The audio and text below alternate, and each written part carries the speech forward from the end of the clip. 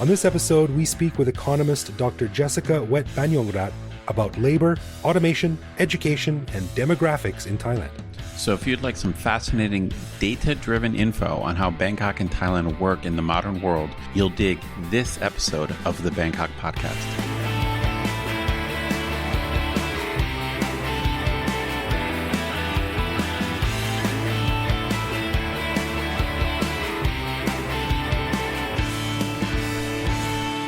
Sawadee krab, and welcome to the Bangkok podcast. My name is Greg Jorgensen, a Canadian who traveled to Thailand in 2001 to come, see, and conquer. And, well, like Meatloaf said, 2 out of 3 ain't bad. All right. Yeah. And I'm Ed Knuth, an American who came to Thailand on a 1-year teaching contract almost 20 years ago. Fell in love with estimating whether the torrential rainpour is going to last 15 minutes or 20 minutes. And I never left. So it's just a 5-minute difference that makes all the difference in the world. They never seem to last longer than like 20 minutes. You know? That's right. All right. We want to say a quick thank you to one of our patrons, Thomas Ricala, who supports us at the show Shadow Level. Stick around after our interview with economist Dr. Jessica Vechbanyongratana to hear why Thomas has been put in charge of adding some funk back into the Bangkok podcast. Oh, yeah.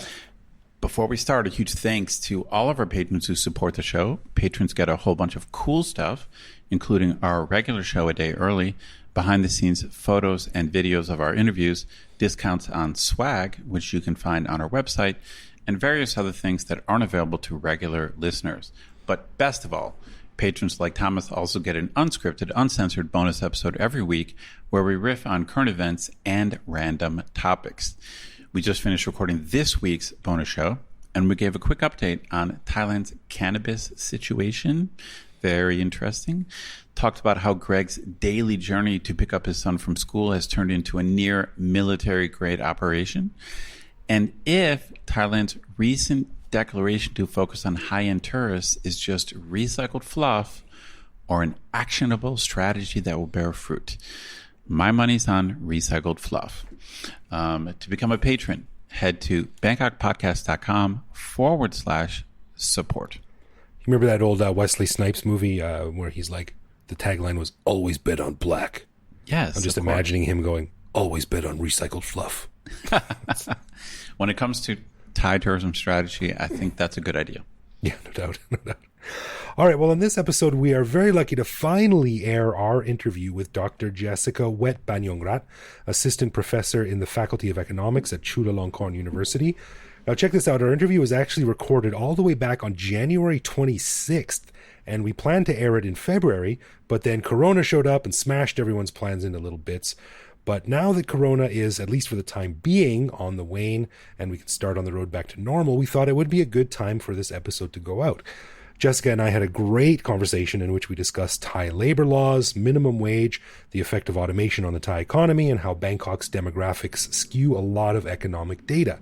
And just to follow up, we also recorded a quick addendum with Jessica just a few days ago that we put at the end of our main interview, where we reflect on how things have changed post-corona and a little bit about Thailand's economic recovery in that regard. There's a ton of great info here. I really enjoyed sitting down with Jessica. So here is my interview with Dr. Jessica Vechbanyongratana.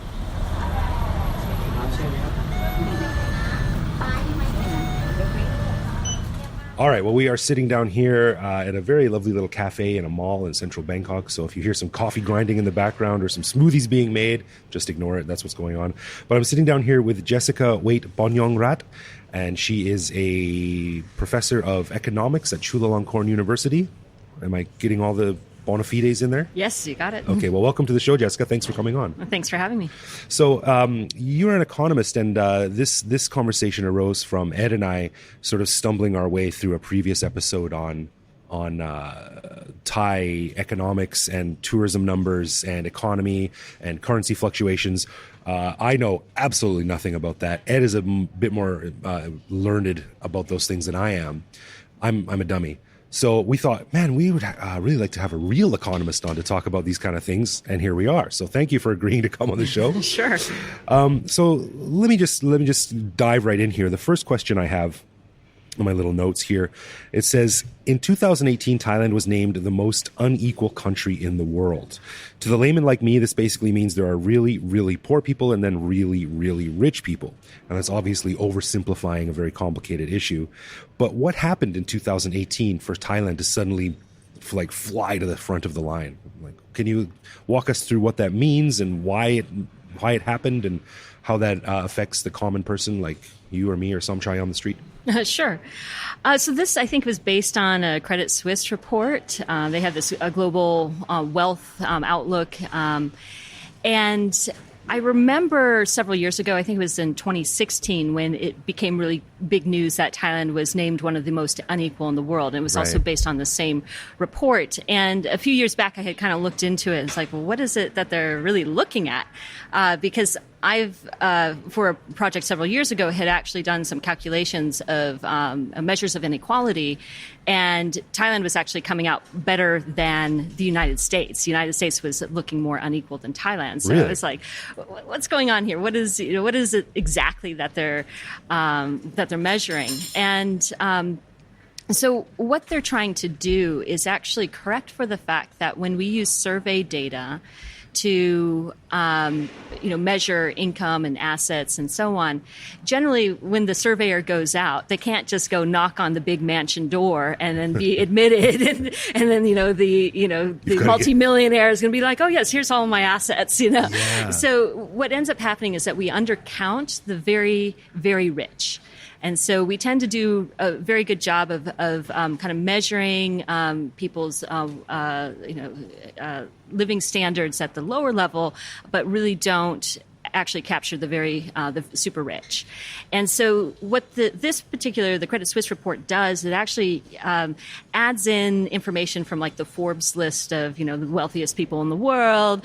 And so that gives some measure of how rich the very, very rich are. Okay. And so, and they have to use a lot of extrapolation. And one of the things that I noticed about this report is that they actually base the household wealth on 2006 data for Thailand. Really? And I still don't quite understand why they're using such old data, because most of the other countries have much newer data. And certainly the survey, the socioeconomic survey that they use for this, it's sort of the basis of the report, is done every 2 years. So, I mean, the last one we have is 2017. So I don't know why they're not recalibrating for what it is today. So I'm not sure if that's going to make a huge difference or not for getting those measures of people on the bottom.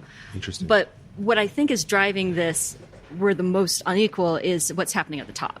So nothing is really changing at the bottom so much. It's actually what's happening at the top. Right. And we've had issues with exchange rates, right? Yeah. So the bots become really strong. So all of a sudden, if you're reporting everything in US dollars, all of a sudden, it doesn't matter that your wealth hasn't changed in bot terms, it's changed in dollar terms. And so this is one thing I noticed when I went through and was looking at the report, is that there's a lot of extra millionaires out there just because of the exchange rate. So they're like, woohoo! Yeah. So I kind of take this number with a grain of salt. I just looked again at like the World Bank and their measures of inequality. Thailand's inequality actually, for the most part, has either been stable or has fallen a bit in general. So if you're not really thinking about the super, super, super rich, but you're thinking kind of the regular population. Right. I think, inequality hasn't changed actually that much. So the numbers in the Credit Suisse report, they do, if you look from year to year, they jump around a lot. So the Gini coefficient was really, really high in 2018. It's come back down in 2019. We're not even in that sort of top part. So I see. Yeah. Well, it's interesting. So you said that the people at the top were sort of the data we have on them is rough, not complete, sort of guesstimations. So would it be fair to say that if we had the real data, that it would actually be even more unequal? Yeah. Then yes. Yeah, so maybe not more unequal than what the Credit Suisse report is showing, but probably more unequal than kind of the official inequality measures that we have from the socioeconomic survey, for example. And I know there's been work that's been done at the Bank of Thailand with the Peer Institute. They've been looking at this, trying to use, for example, tax filings to capture more of this upper, super rich in Thailand that we can't capture through the surveys. And that certainly has kind of put the Gini coefficient and, these measures of inequality up. And so, Thailand is a very unequal society, but I don't know if it's necessarily that much more unequal than other countries as well, because they have the same measurement problems that we do. So if other countries did the same thing, then maybe they would look just as unequal as Thailand. Interesting. Okay. So, but I think one of the really important things to think about, though, is it really the inequality that we're concerned about, or is it really like poverty and people able to survive? So it maybe doesn't matter so much how unequal we are, but whether or not people are able to have decent lives. Right. Okay. So we're very unequal, but at least I can eat and support my family and afford rent. Yeah. And just for some of our listeners, not me, because I totally know what this is. Can you explain the Gini coefficient? Oh gosh, it is a measure of inequality. I'm not going to go into the math, but but it's something that is often reported, and so if it's closer to 1, it's more an unequal society. If it's closer to 0, it's a more equal society. Interesting. Okay. So the Gini coefficient that's being reported in the 2018 Credit Suisse report, I think, was like something like 0.9, but this last year was 0.8 something, and it was lower than the U.S. So it seems to be pretty fickle, just depending on kind of that information they have about those top people. Right. So it's funny you say about getting data from the rich. Years ago, I was working as a freelancer, and I was assigned to help with a list of the richest celebrities in Thailand. Mm-hmm. And I was like, oh, this will be challenging but interesting.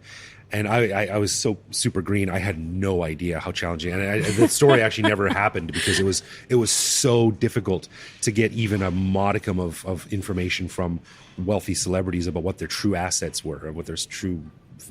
I can't even imagine taking that on. Yeah, and I was so green at the time. I was like, oh yeah, this will be easy. And then, I'll reach out to this guy, and I was emailing people like the managers of these celebrities, like, hey, what's so and so's ex worth? Expecting that they would answer me, and it was a disaster. I can imagine. Yeah, and I had no idea, and I thought I was thinking like, oh, in Canada, I mean, celebrities make this because that's what they report on their taxes. But things don't always work like that outside of Western countries.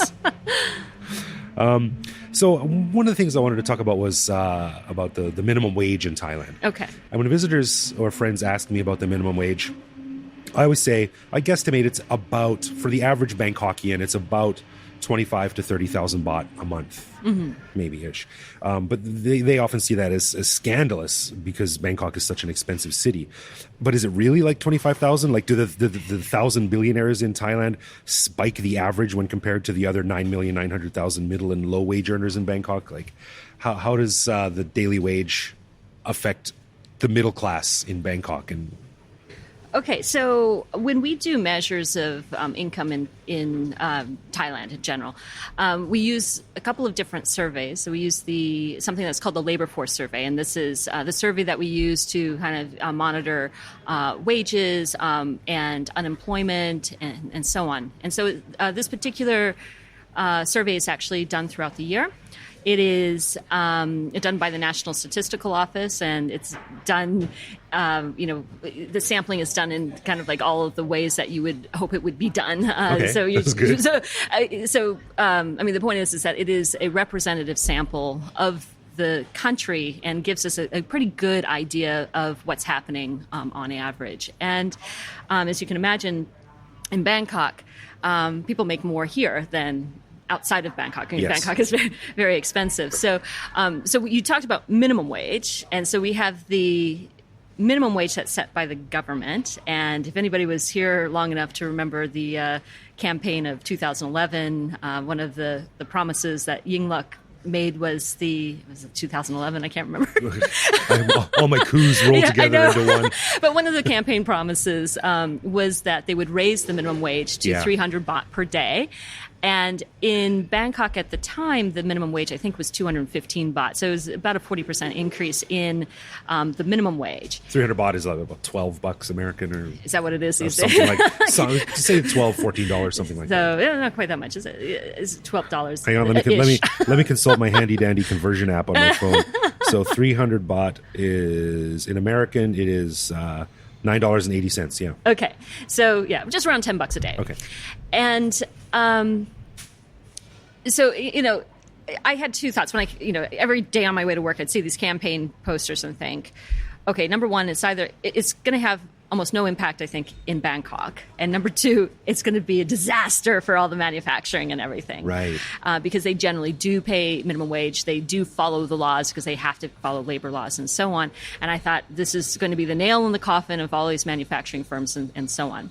That was what they were saying. That's too. That's what everybody was. I mean, Yeah, any economist controversy. would say this is terrible. Right. And I'm not saying minimum wage is a terrible thing. I think actually minimum wage is a good thing. But raising it by that much, in some places it was raised by 100%. That could be devastating for a lot of firms, and that could cause a lot of unemployment. And then, we started getting the numbers back, and it was underwhelming. Really? There was very little change, actually. So there was some manufacturing firms that closed, but they were the ones that kind of were on the edge anyway. So this was sort of the thing that just sort of pushed it over. Okay. But most were able to absorb the increase in the minimum wage. Many of them just really changed the way that they did production. But the unemployment rate really didn't go up over this period. So that's kind of an interesting thing about the minimum wage. Now, you're asking sort of about the average wage, though, I think, for Bangkok. Yeah, well, they're related. But Okay. Sure. So talk about whatever you feel comfortable talking about. So Bangkok, man, trying to survive on the minimum wage in Bangkok. Now it's over 300 baht. It's been raised since it initially went up in 2012. It'd be hard to do. Yeah. I mean, you can't pay rent for what is it, 8,000, 9,000 baht per month. But people do. People do manage to make it work. I think that a lot of people are making much more than minimum wage because that's where the market is. So there's a difference between sort of the market wage and the minimum wage. And a lot of people won't work for the minimum wage because they can find a job for much more elsewhere. Does the minimum wage only apply to like construction workers and it applies, things like this, but office workers and people who work in stores and shops? How is that structured? So basically it applies to anybody who's formally employed, which means that they're kind of registered they're working for like a registered company and so on. So one of the things that was really concerning when the minimum wage came in is that, something like 60, 70% of the labor force here in Thailand is informal. And a lot of that is like agricultural workers and so on. But even workers that work in firms but are not paying in, they're not paying into Social Security, and they're not fully under the labor law here. They're not actually eligible for these minimum wage laws. And so there's a whole group of people that were outside of that. But what we actually saw happen when the minimum wage came in is that the informal worker wages actually went up as well. And that part of that is just because unemployment's really low, and so if you have informal firms that want to hire people, they're fighting with the formal sector, and so they're having to raise their wages as well. I see. Okay. So that was kind of a surprising thing. Everybody thought that that there would actually be downward pressure. As the formal sector says, we don't want so many workers. They would go to the informal sector, and then we'd see downward pressure on wages. That's not what happened. We actually saw everybody's wages go up. Interesting. In the economy. Okay. That was an interesting, unexpected knock-on effect. Yeah, then there was knock-on effects kind of everywhere. So there was another sort of lesser-known thing that happened, and this was the minimum salary law for bachelor's degree graduates. Oh, okay. And so that basically guaranteed bachelor's degree graduates 15,000 baht per month working in government employment. And before that, it was about 8,000. I think it was about 8,000 baht per month. And so you had all these new graduates coming in and getting jobs and starting to make more than the people who'd been there for 10 years. Oh. And so then they had to there's like this knock-on effect. So we see that everybody's wages were kind of shifted upwards. And even at my institution, we saw exactly that. It was a very, very complicated formula of, everybody kind of shifting up. I can imagine that would chap your ass, right? Like you've been there for 6 or 7 years and some young punk kid comes in and starts making more than you. You'd be like, what's going on? Exactly. So so we had some people working there for 10 years. You make 10,000 baht per month, and then everybody has to go to 15,000. We're like, wait, I've been here 10 years and now I'm getting 15,000 just like the recent graduate. Yeah. That's not fair. I could have quit and reapplied. So there was this big knock-on effect, and so we did see a lot of rising wages because of that. Interesting. And which means that the sort of average wages in Bangkok are kind of probably around what you were expecting. So right. Okay. Look this up here. About I think for when I say the average wage, I'm talking about like the large middle class people who work in offices or who work at restaurants. Well, actually, I'm not sure if restaurant workers would make 25,000 baht a month, but probably not 25,000 a month. So yeah, I'm just looking here. Okay, so this is average wage. This is everybody. This is government workers. This is private firm workers, and then both formal and informal workers who report some kind of wage earnings.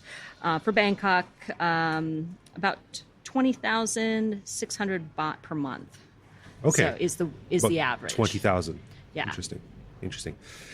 The thing with Bangkok now, this is how my brain translates complex concepts into pop culture references. But have you ever heard of something called the Napoleon Dynamite problem that Netflix was facing? I have not. I find it really fascinating. But do you know the movie Napoleon Dynamite? I know the movie. I've never seen it. Okay. Yeah. The first time I saw Napoleon Dynamite, I hated it. The second time I saw it, I loved it. And Netflix's algorithms recommend movies for its viewers. Like, if you like this, you'll probably like this. Or if you didn't like this, then you probably won't like this. But Napoleon Dynamite is such a weird movie that it was like throwing a hand grenade into the middle of this algorithm. And it was finding really difficult to guess who would like what based on their love or hate of Napoleon Dynamite. So what they did was Netflix made a contest and they offered it out to teams of computational data scientists. Like I think it was $1 million or something like that. Like, if you could improve our algorithms recommendations by 1% when you take into effect Napoleon Dynamite, you'll win the prize. And someone did it and they won this prize. But it seems to me that Bangkok has sort of a Napoleon Dynamite problem because it's such a weird, disparate city. You've got guys who drive around on motorcycles collecting scrap, and you've got guys driving Ferraris down Sukhumvit, and you've got the middle income people, and you've got hourly wage workers, and you've got office workers, and you've got I've got there's some Thais in my company that make many times what I make, and there's some foreigners that in other companies that make way less what I make, and it seems really hard to predict averages here because there's so many wild cards. Am I on the right track here? Is it just? I think you are in many ways, and I think sort of towards the bottom of the scale, it's pretty stable. So if you're working as sort of like a restaurant worker, for example, not fancy, Michelin star, but just a regular kind of restaurant worker, you could probably go to pretty much any other restaurant and find pretty much the same wage being offered. Right. But when you get into more skilled labor, then I find that there's like just this huge range. And I always ask my students, so I teach labor economics, and we talk about reservation wages. And so this is the wage that would kind of get me out of bed and make me go to work. So, and I always ask, when you graduate from Chula, how much would you need to be offered for you to take that job and to start working? Right.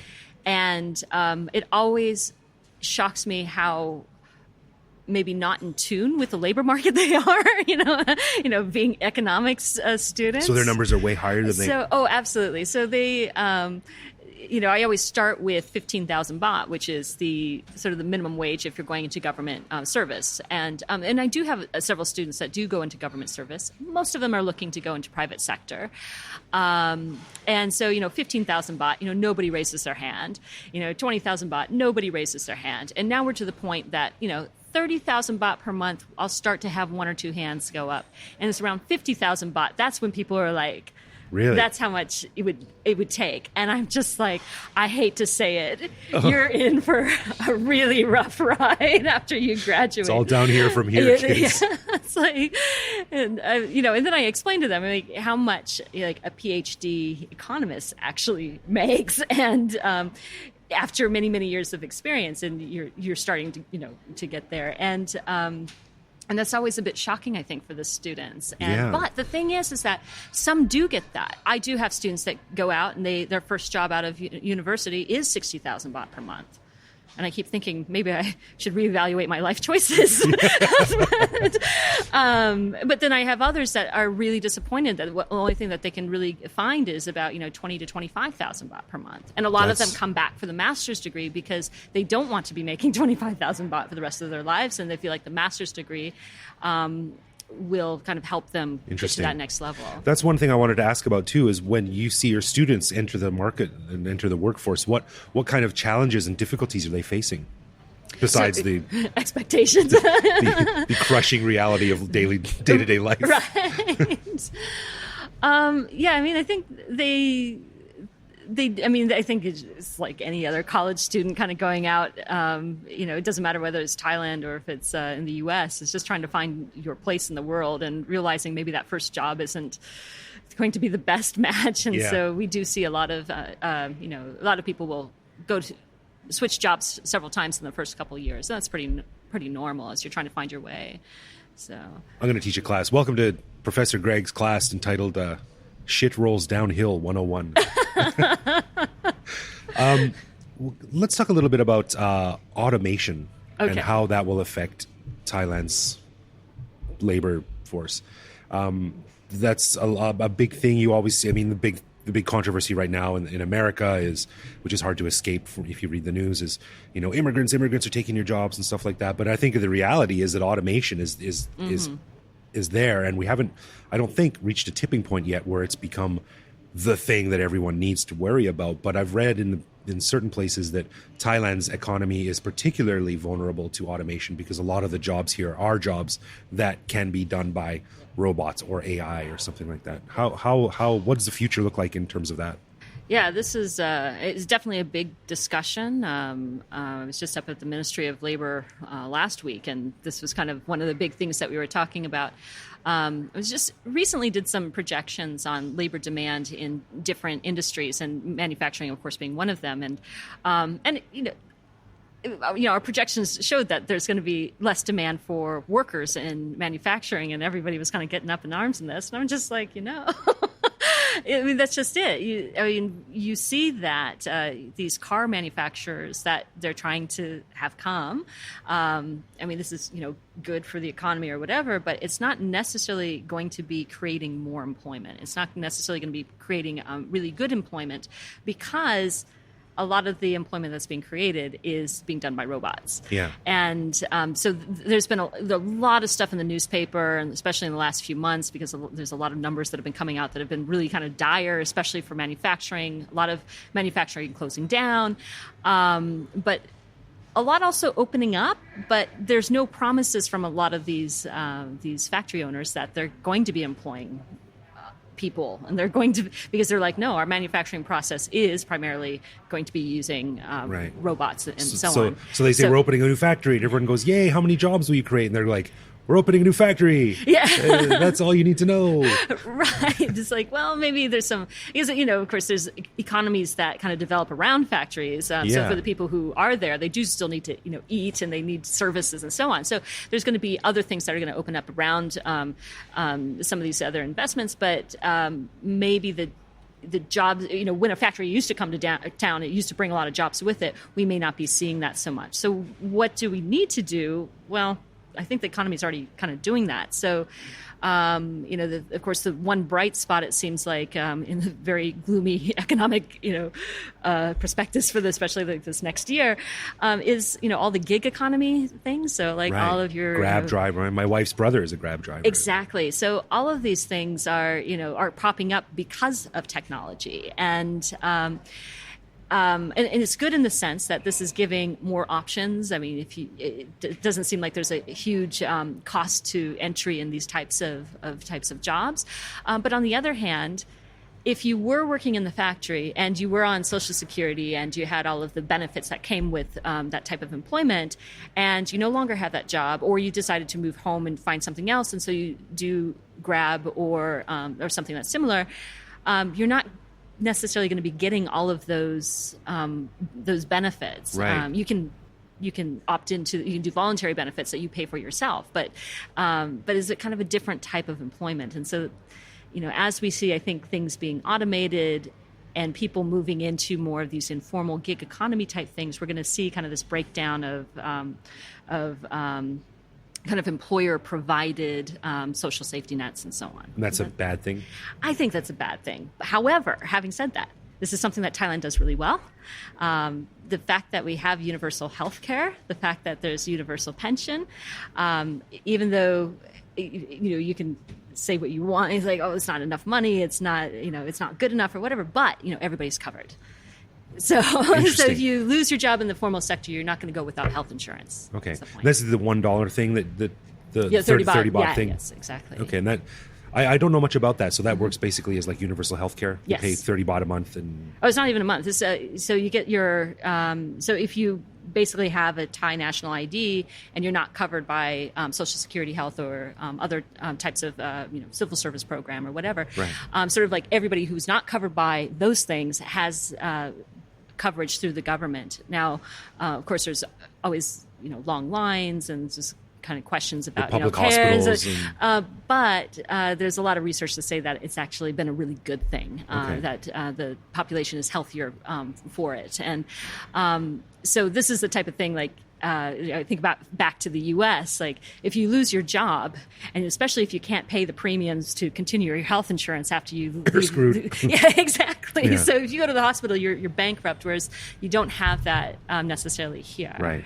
And so in some ways, Thailand's better equipped for kind of this shifting between sort of formal and informal types of economy and so on. Interesting. And you mentioned the pension thing too. I wasn't aware that Thailand had something like that. I thought that the pension here was always moving in with your kids and they would take care of you. Well, yeah.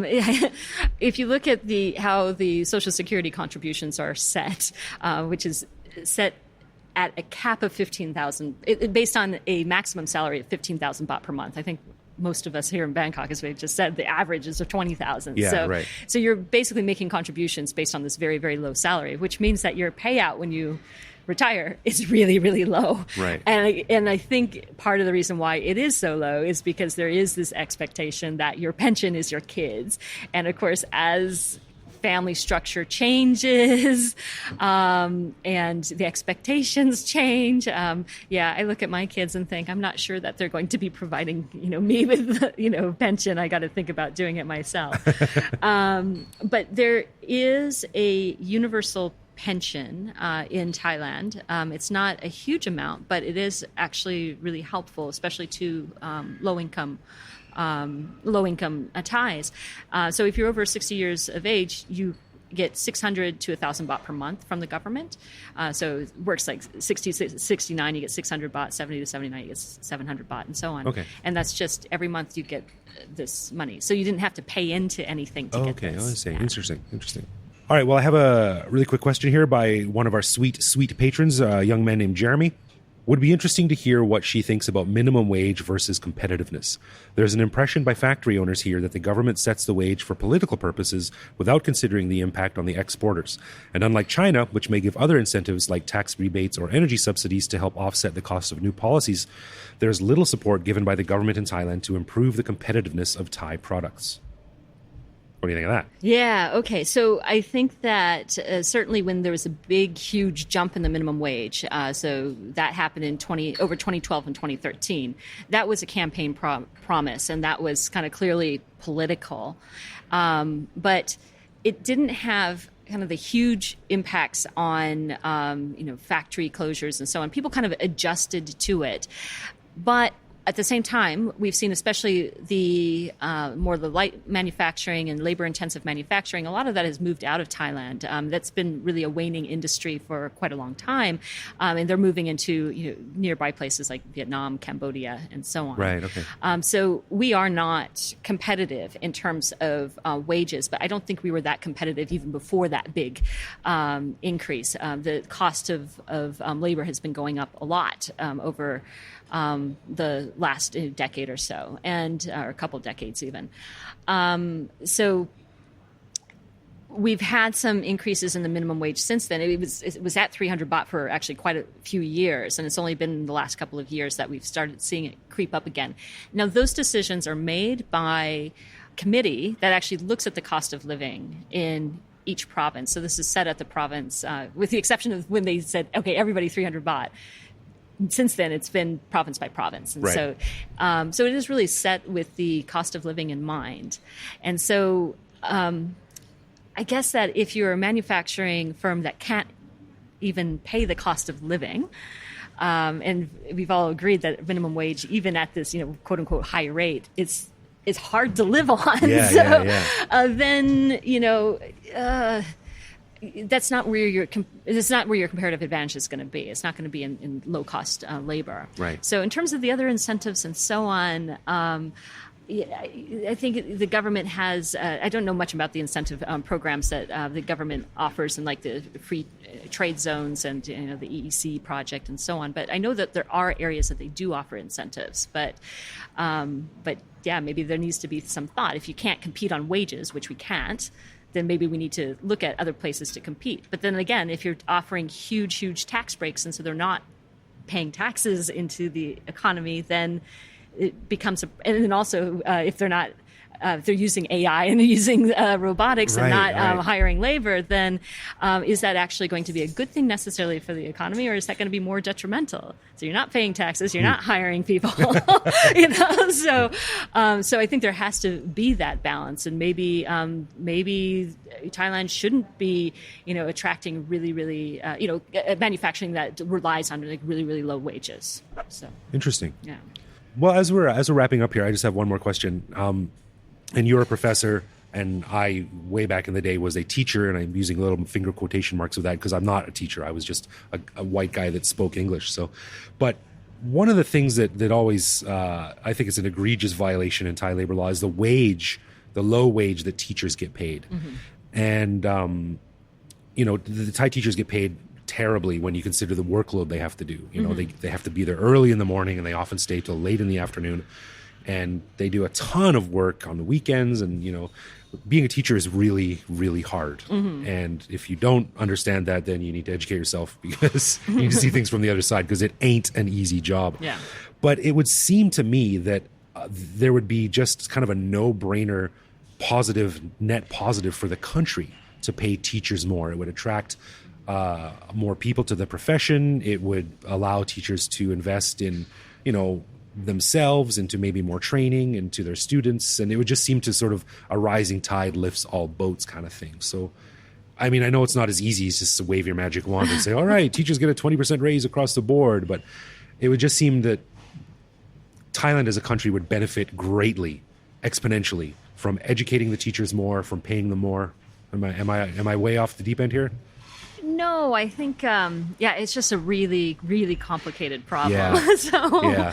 And it's certainly something that I've been dealing with myself, just trying to, I have one child in Thai school, and just trying to navigate sort of the Thai style of teaching, which is fairly old-fashioned, to say the least. And the teachers are, they work a lot. I mean, I have to say they work a lot.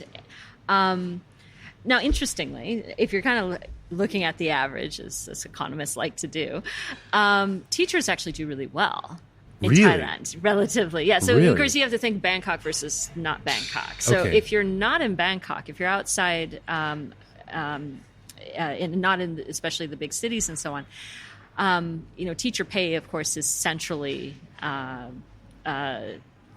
controlled. So it's it's part of the civil service. So there's a very prescribed pay grade and so on.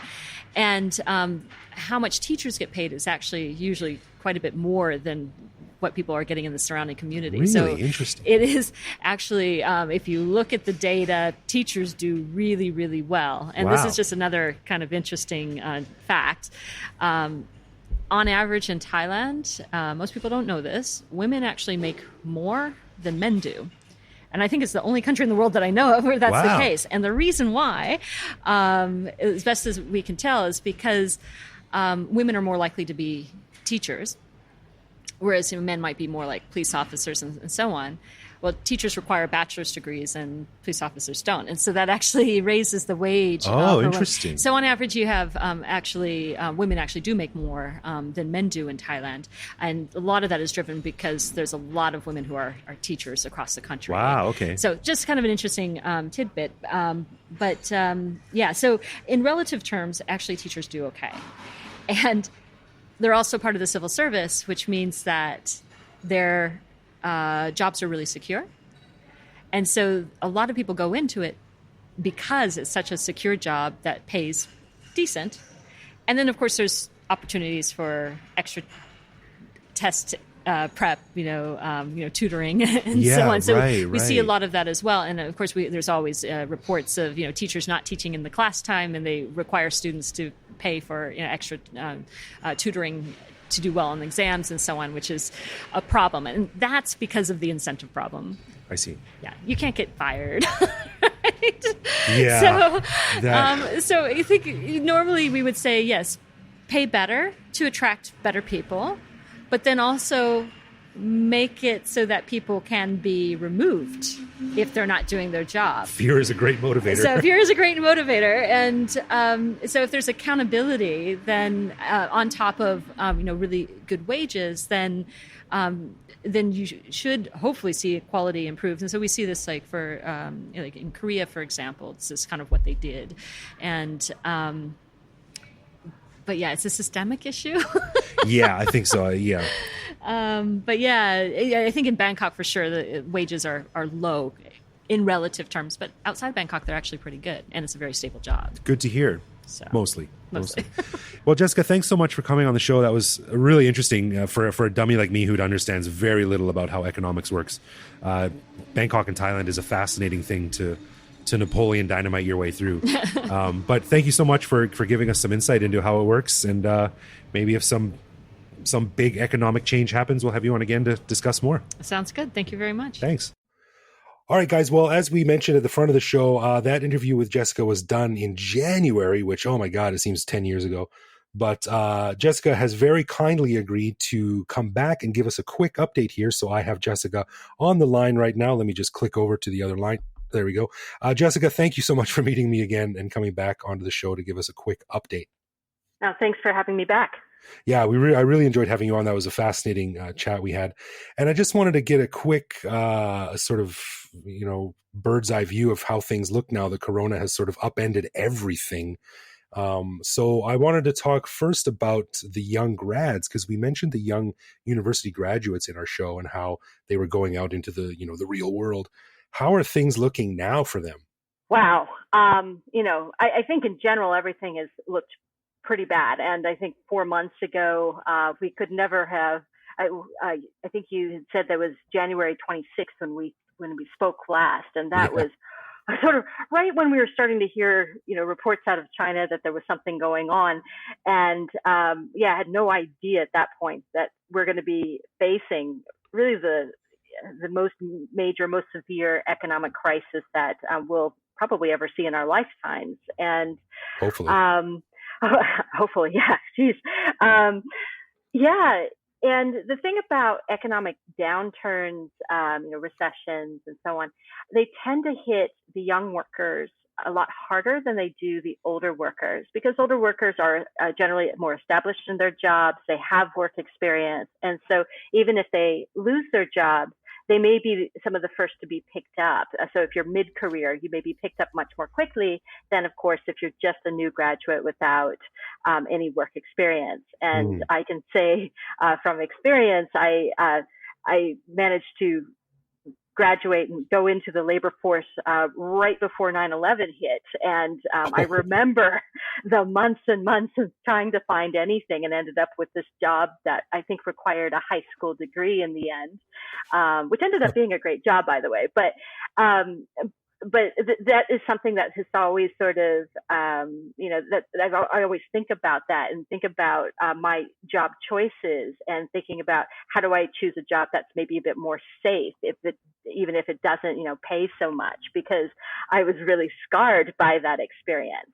And Right. a lot of research is out there to say that graduates who graduate in a recession tend to have very long-term impacts from that, in terms of lower wages, also in terms of worse quality matches with employment. So maybe they, like me, just took whatever was offered, and it may not help you gain more skills. So instead of getting that business consulting job, you end up working at 7-Eleven as a clerk instead. And that doesn't look so good on the resume. So young workers have this real challenge that not only is it about getting a job, but getting a job where they can actually increase their skills and employability, so that they can jump to the next better job afterwards.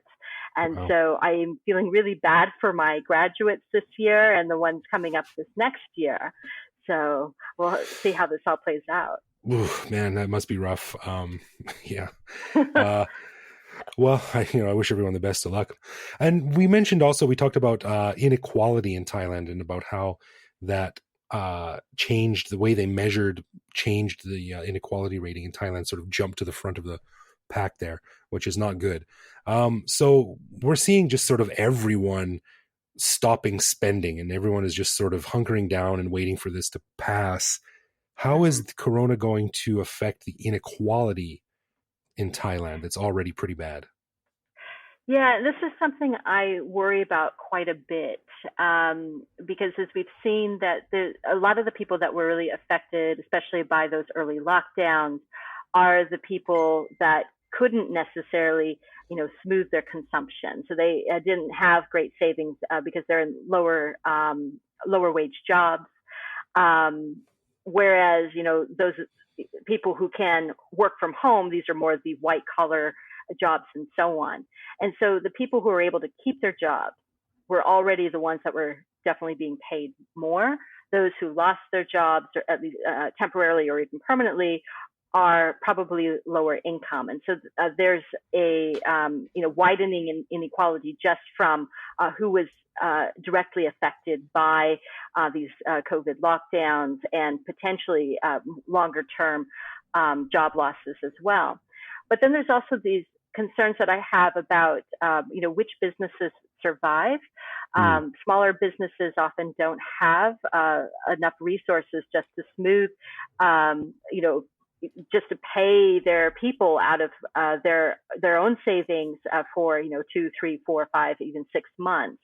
So of course we've seen a lot of businesses, especially small businesses, restaurants, smaller guest houses, go out of business because tourism completely has collapsed.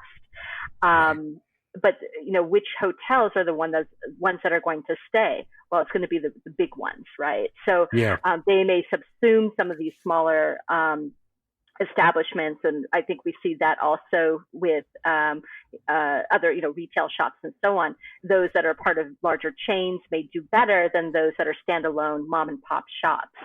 And so again, there's the big winners are the ones that can persevere, that have the deepest pockets, and they're the ones that are going to be able to take over these smaller businesses as well.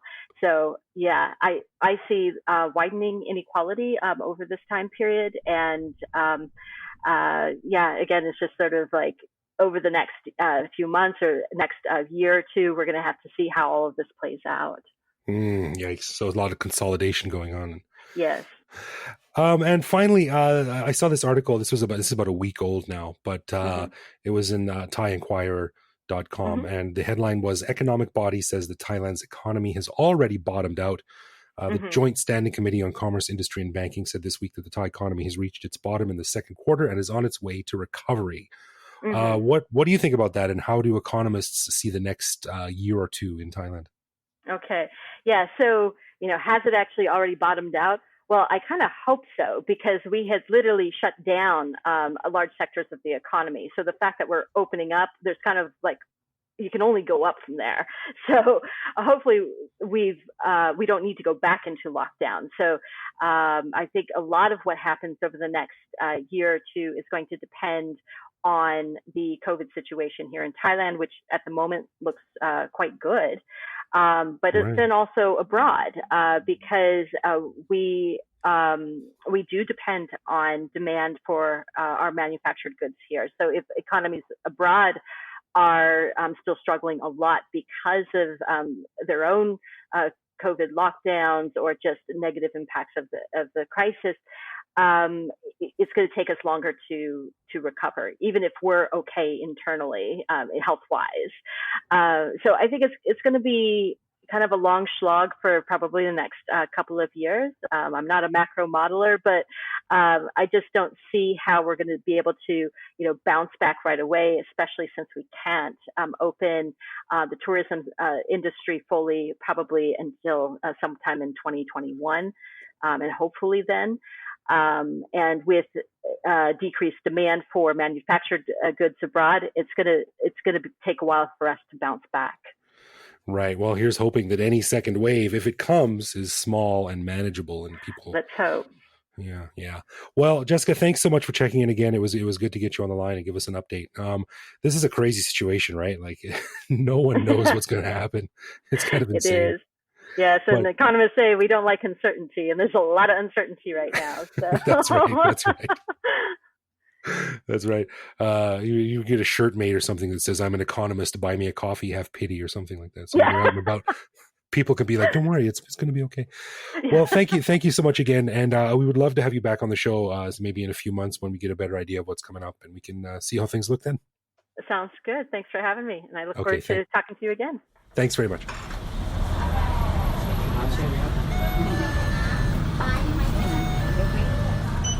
Dude, I thought it was fascinating to hear what she had to say and compare it to what my buddy Dan had to say. So Dan has a more kind of international, kind of maybe super macro view of Thailand, like Thailand in the world economy, and she has more of an insider view of the Thai economy. Yeah, she was really, really plugged into how things work here. And, she showed up to the interview and she was the most prepared guest ever. She had papers and folders and stuff. And I would ask a question and she'd be like, well, let me just reference this study. And she would whip it out. So, I mean, she's really smart and really cool. And, we went a bit long because we just talked for so long. And I thought it was all really, really interesting. Economics sounds like something to me anyway that sounds like... But if you do it right, it's a fascinating field of study, and it's really interesting to talk about. So, I thought it was great. Yeah, well, there's no doubt about that. I especially liked her that little update on the coronavirus situation, and the bottom line is it's tough all around for everybody, but obviously for some people it's tougher than others. Yeah, most definitely.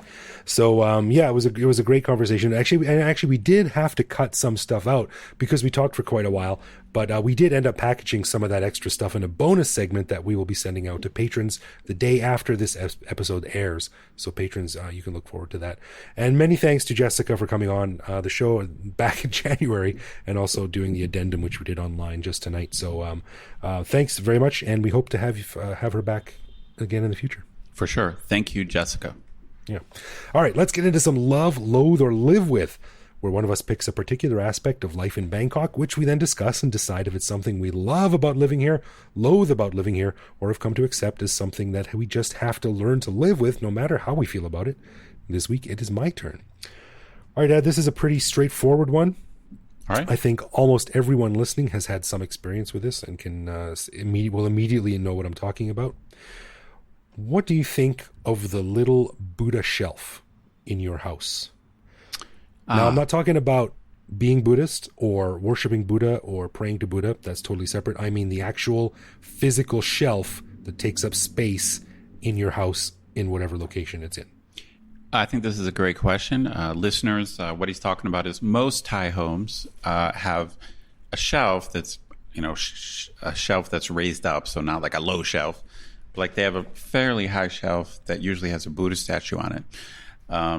And, you know, of course, whatever, it's part of Thai culture. It's part of Thai religion. I think it's cool. You know, it's pretty innocuous. I can't imagine people having a problem with it, but they're kind of all over the place. It's not just in personal residences. Like you'll just kind of see them in sometimes in businesses. I've been in like massage parlors, and there's like, there's a little Buddha statue over there. You know, it's like, they're everywhere. You know, they're all over the place. Yeah, so I'm gonna say like I kind of like it. I love it. I mean, you know, it's not. I think because they're relatively innocuous, it's kind of hard to say you love it. But to me, it is kind of a cool, interesting, likable part of Thai culture. Well, I'm going to split this up into two because, yes, I 100% agree. I love it. I think it's a cool, interesting, unique, from a Western perspective anyway, it's a cool, interesting, unique part of Thai culture. But specifically talking about my house, like, you know, when we had the guy come in and like paint our walls and stuff and get it ready for us to move in, my wife was like, yeah, we want a Buddha shelf here. And we came in and it was like, she was like, oh, damn, that's big. You know, like he made it like a real Buddha shelf, you know. Like wow. Okay. It's like 2 feet deep into the wall. And, you know, I would say live with for me in this particular regard, because my mother-in-law always hangs flowers from it and they bang my head whenever I go into the bedroom.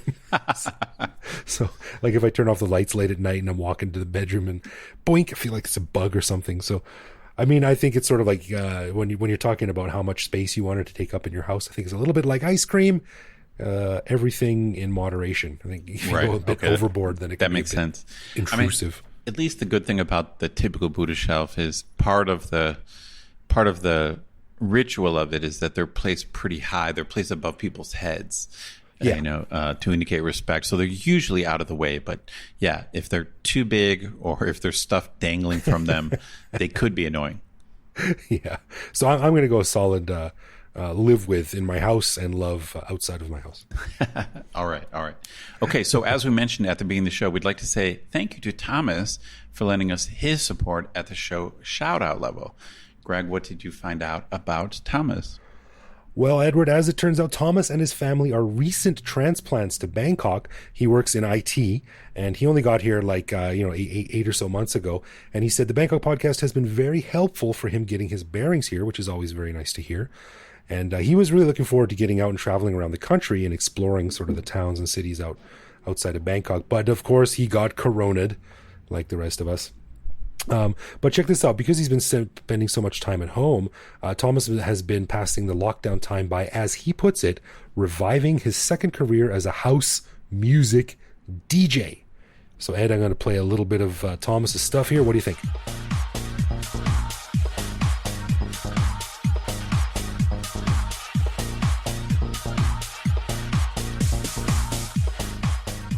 Oh wow, yeah, that is very funky. To be honest, I'm not a club guy. But I like that beat. It's definitely funky.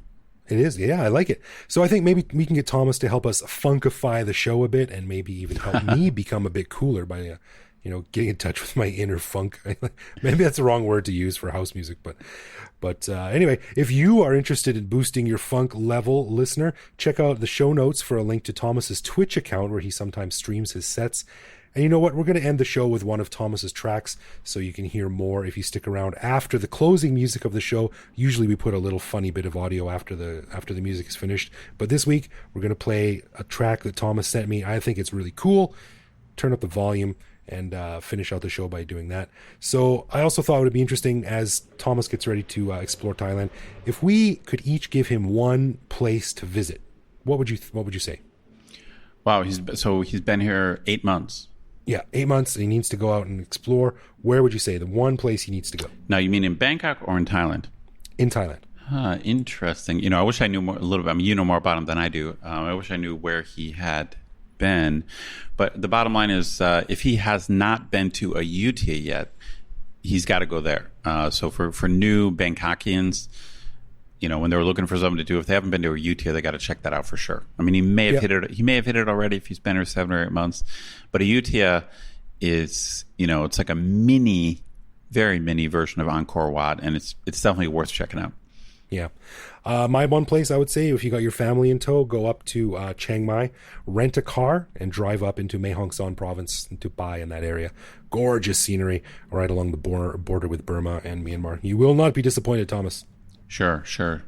Yeah. So thanks for your support, man. We appreciate it. We're going to play your music at the end of the show and continue doing your IT thing and have fun when you eventually are able to get out and explore Thailand. All righty. Thank you, Thomas. Okay, a final thanks to our patrons who help keep the show ad-free. Patrons get a ton of cool perks and the warm, fuzzy feeling knowing that they're helping support the show. Find out more by clicking support on our website. And connect with us online. We're Bangkok Podcast on social media, bangkokpodcast.com on the web, or simply bangkokpodcast@gmail.com. We love hearing from our listeners and always reply to our messages. Right on. You can also listen to each episode on YouTube. You can chat with us online, as always. Or if you want to, you can reach out to me on Twitter, where I am BKK Greg. So thanks for listening, everyone. Stay clean, wash your hands, have fun, be careful, and we'll see you next week.